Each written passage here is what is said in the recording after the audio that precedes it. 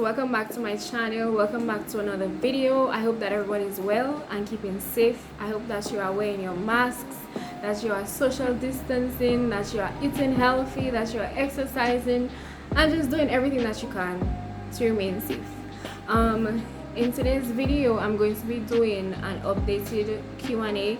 The last time I think I did a Q&A was sometime last year, I believe, and that was, sort of my way of introducing myself to you. And I noticed that I have new subscribers, so this is my way of introducing myself to my new subscribers, and I guess updating my old subscribers as to what's been going on with me, what have I been up to. And yeah, so I think a few weeks ago, maybe a few months ago, I cannot remember, I had some of you ask me some questions on Instagram. I posted a question sticker and some of you asked me questions, so I saved those questions and I'm just going to answer them today. So let's get right into this video. I had a feeling that I was going to get this question again, so I'm just going to get it out of the way. So first question, are you still single? Yes, I am still single. I am not in a relationship as yet. I'm still single, and yeah, that's that. Next question. How old do you think you'll be when you get married? I don't know, because if it's one thing I have learned in life is to never put a time frame on things, never put a time stamp on things, because I could say maybe by 29 and then 29 could come and I'm still single. So I don't know what age I might be when I get married. I would like that to happen sooner rather than later, because I don't really want to be too old having children, or a child I should say. But yeah, I don't know. Where do you see yourself in the next 5 years? In the next 5 years,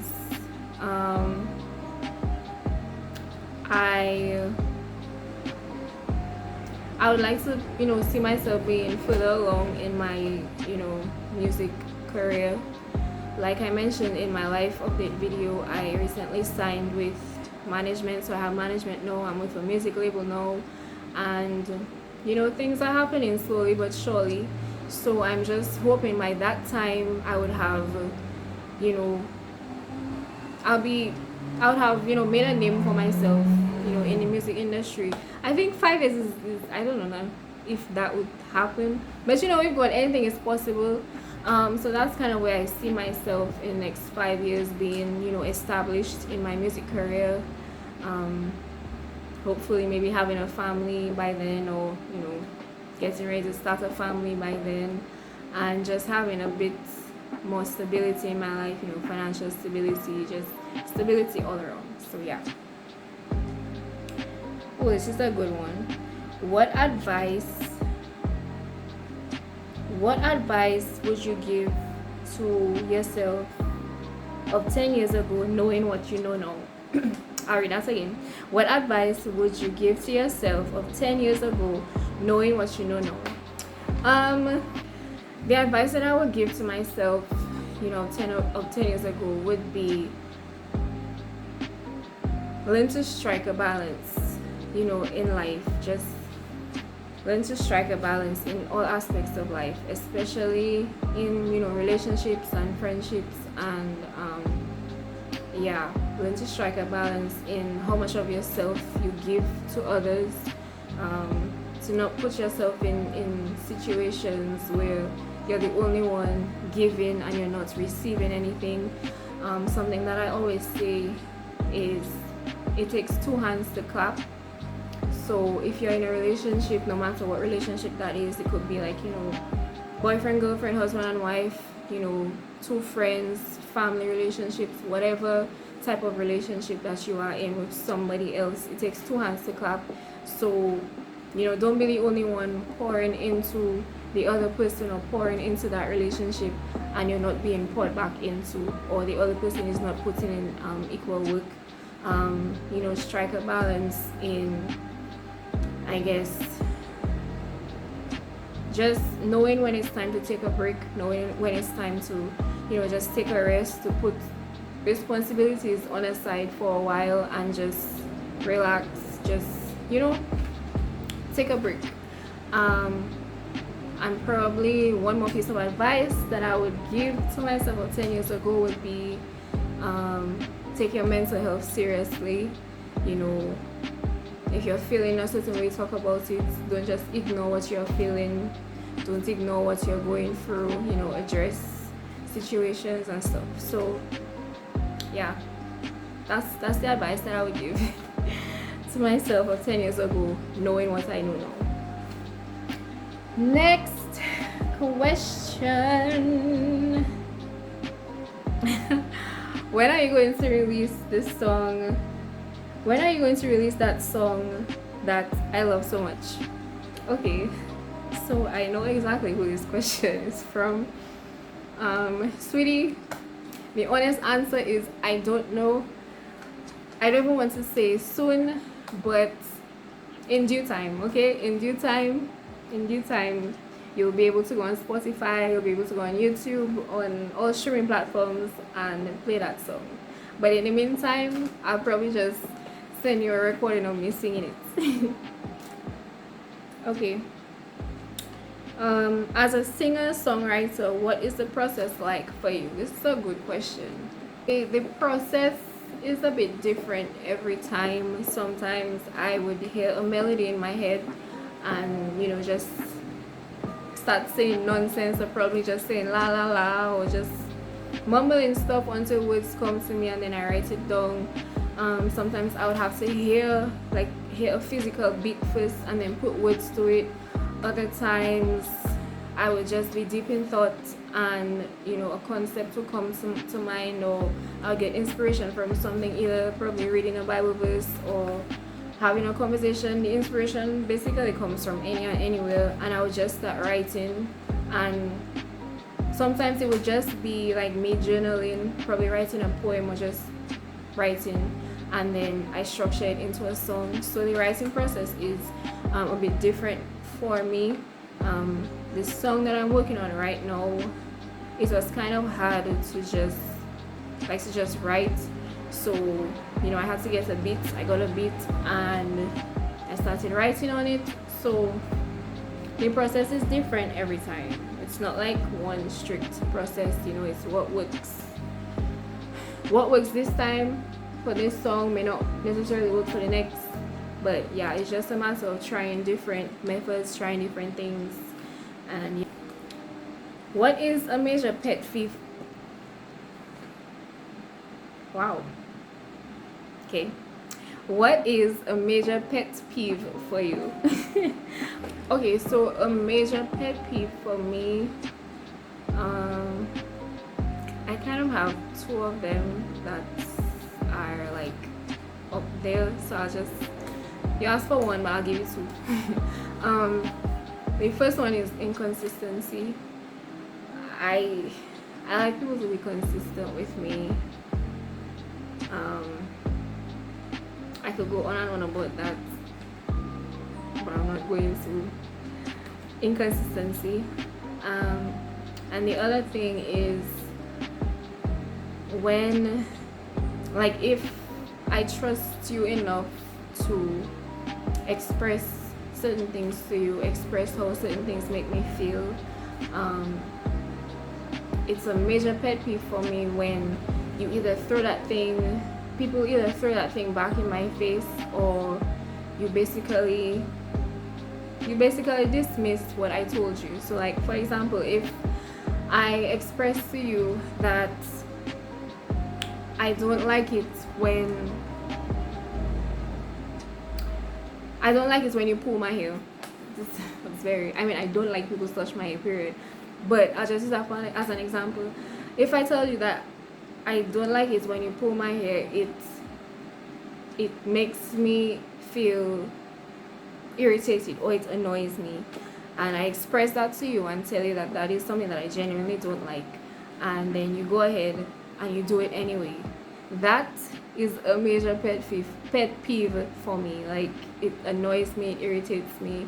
That's kind of surface level, but um for me it's on a deeper level. Like, if, let's say, I let you know something that is a trigger for me, something that will probably trigger anxiety or probably trigger a depressive episode, or would just be a trigger that sends me into a headspace that I don't like. um if I let you know about that trigger and then you go ahead and you do that thing that triggers me, it's a major pet peeve for me. In your life update video, you made mention of what you went through over the past months. What do you do to help yourself cope with it? Okay, so if you have not seen my life update video, you can go ahead and check that out.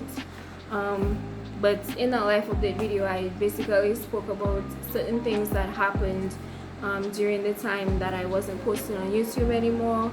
I made mention of the fact that I, started dealing with, the whole depression thing again, having depressive episodes. I made mention of the fact that I lost 2 family members in a matter of 3 months. I made mention of different things. But to answer the question as to what I did to cope, probably the main things that I really did were,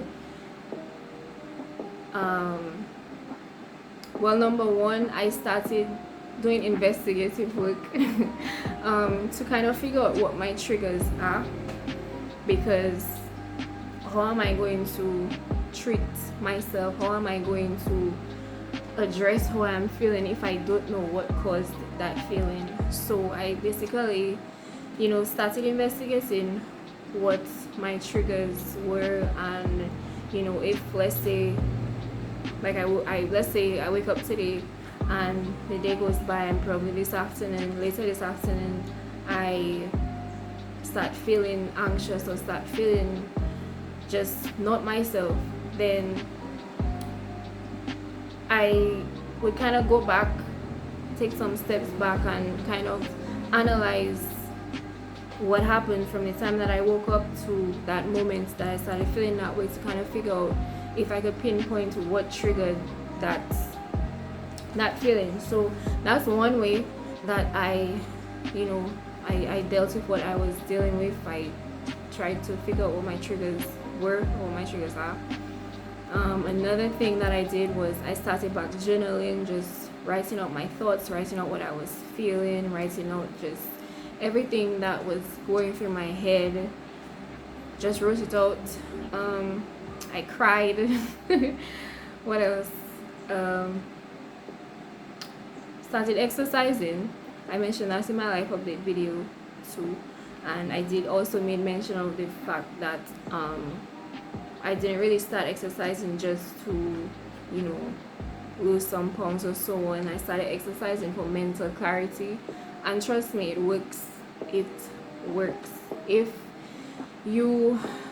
your mind is heavy, if you're feeling burdened, just take like 20 to 40 minutes of probably just go take a walk, some cardio, just, get active, and you will see what it does for you. So these are a few things that I did to help me cope with what I was going through. And every now and then I would, find somebody to talk to. To be honest, I don't really have that many people that I can say that I would go to talk to, just because of sometimes the nature of the conversation. I don't know how well it will be received. But yeah, I would find, people to talk to. Either talk to my best friend, most importantly talk to God. And so those are a few ways that I dealt with what I was going through, or those are some things that helped me cope. Next question. What was the last thing that made you cry? The last thing that made me cry was I was missing my uncle. Next question. What is your all-time favorite movie and series to watch? Okay, so my all-time favorite movie right now, and it's been for some time now, it's Girls Trip with Tiffany Haddish. I have watched that movie, I kid you not, probably more than 5, 6, 7, 8, 9, 10 times, and I have not gotten tired of it. Like I can watch it now and then watch it again and then watch it again, probably watch it 3 times for the day and not get tired of it, not get annoyed with it. Like I just love that movie. I just love that movie. And in terms of series, I don't necessarily have a favorite series right now at this, at this present time, at this present moment. I don't have a favorite series, but some series that I absolutely love. Good Girls on Netflix. I just I just got into Money Heist, Quantico. What else? Man, there are many series that I just love, but I don't really have a favorite at this point in time. What is your favorite food? I was asked this question in my last Q&A, and I think I said pilau. I don't necessarily have a favorite food, and at the time I said pilau, but I don't think I would say pilau right now because I have not been eating rice. Yeah, I haven't really been eating rice and stuff. Just trying to stay healthy and stuff and cut back on the carbs and everything. So I haven't really been eating rice, so I cannot say pilau is my favorite food. But I like fish and codfish. I love soup. I love pumpkin soup or red bean soup, any kind of soup. I love soup. Yeah. Okay, 2 more questions. What keeps you grounded or focused in your walk with God? It's not always easy. You're right. The person who wrote this question, you are definitely right. It's not always easy. But I would say what keeps me grounded is just the thought of his faithfulness, just the thought of his love towards me. That most definitely keeps me grounded because I've seen how so many times I've strayed away from him. Even most recently, I will be honest, that relationship hasn't really been what it used to be before, because like you mentioned is it's not easy at all, but it is a walk that is worth walking. It is a journey that is worth being on, and just thinking of his faithfulness and just thinking of the fact that even when I forsake him, even when I'm not the best daughter, even when I'm not the best to deal with, not the best to handle, he's still faithful. He still looks out for me. He still provides for me. He still protects me. He still favors me, and most importantly, he still loves me. Also, just doing my best to stay in his word, and just using his word to help me through different situations, using his word as a reminder that I will get through whatever it is that I may be going through at that particular point in time. And yeah. And the last question, I don't know how many questions that I just did, but yeah. The last question is, do you have a crush?